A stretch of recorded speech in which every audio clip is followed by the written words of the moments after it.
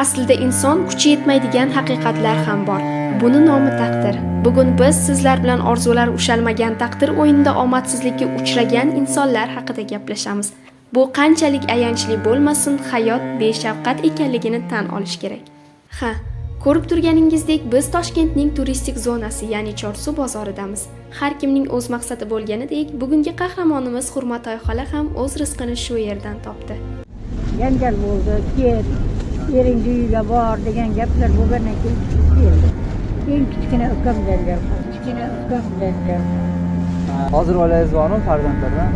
Xudoga shukr, o'zi ikkita qizim bor, o'zim bo'lgan, qaytib turmush qilmaganman. Nevaralarim bor. Birga yashaysiz?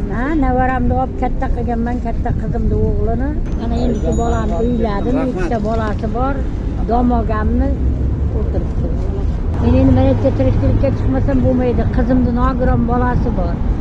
Davlat 900 ming pensiya beradi, hech kim qaramaydi.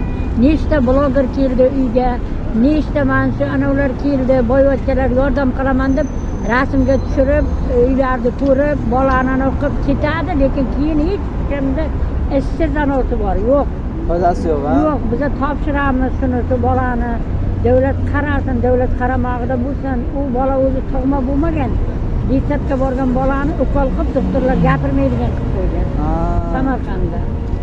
U vaqt 2,5 yosh edi. Hozir bola 26 yoshda beva qolgan, shu taqdir qizlarda ham takrorlangan qahramonimizning bir nafar qizning turmush o'rtog'i vafot etgan.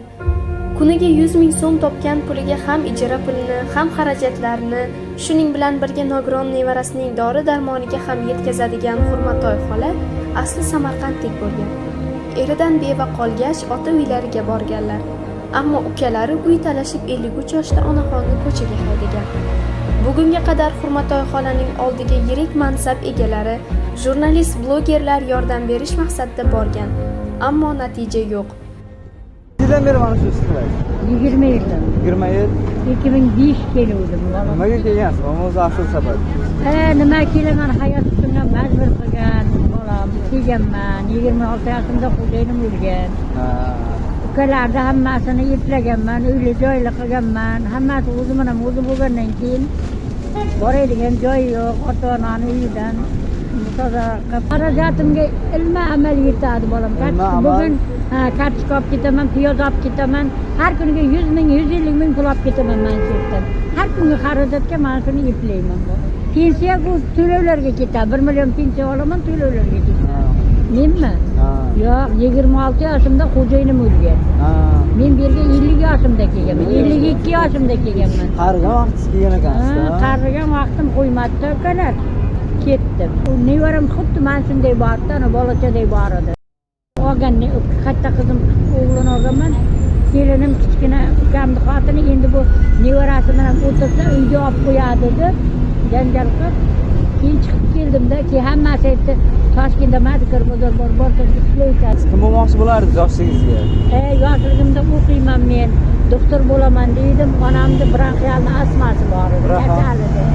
Onasini o'zimda olayman, o'qiyman dedim. Onam men maktab bitirguncha ham onam uydada bolam, ikkita qizim bor, o'g'lim bor. Qizlaringiz ham kam qilmayapti ekan-ku, mana yashayapsiz Toshkentda. Bu hayotning har qanday sinovlarga dosh beradigan, qat'iyatli, sabrli va matonatli insonlar. Ular qiyinchiliklardan qo'rqmaydi, aksincha har bir muammoni yengib o'tib yanada kuchliroq bo'lishadi. Aslida biror ishni qoyillatgan emas, hayotning achchiq sinovlariga chiday olgan inson qahramondir. Navbatdagi qahramonimiz esa eshitish qobiliyatini deyarli yo'qotgan, ravon gapira olmasa ham hayotidan mamnun va baxtli Xosiyat xola bo'ldilar.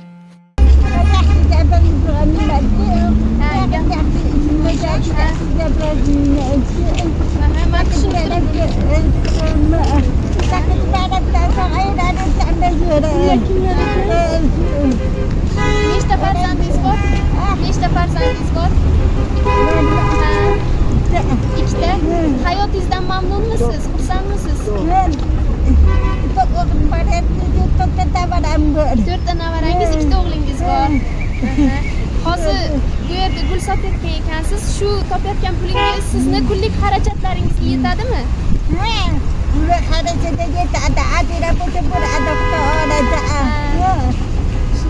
nechinchi yil? Siz yoshingiz nechida? Ha. Yoshsiz, Yoshsiz, judayam chiroylisiz.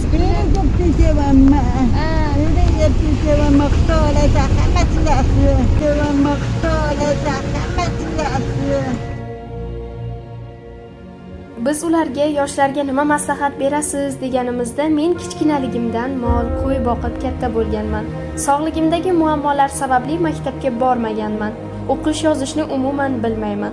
Ammo men hayotimdan mamnunman, chunki qo'l mehnatim orqali gullar tayyorlayman. Xarajatlarimni qoplay olaman dedilar. Qahramonimiz hozirda 68 yoshda va 2 o'g'il farzandlari bor. Maktabda o'qimagansiz, qulog'ingiz eshitmaydi.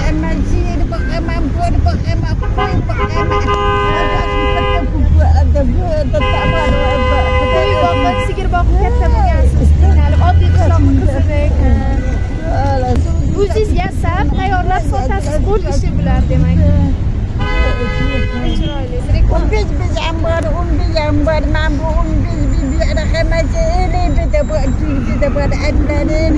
Kvartirada turasizmi yoki o'zingizni uyingiz bormi Toshkentda? Uydami, kvartirada? Bugungi samimiy suhbat bizni shukur qilish hamda isrofdan tiyilishni eslatdi. Ha, aytgancha, bizni xursand qilishni ham unutishmadi. O'z qo'l mehnatlari orqali yasalgan sovg'alarni ulashishdi.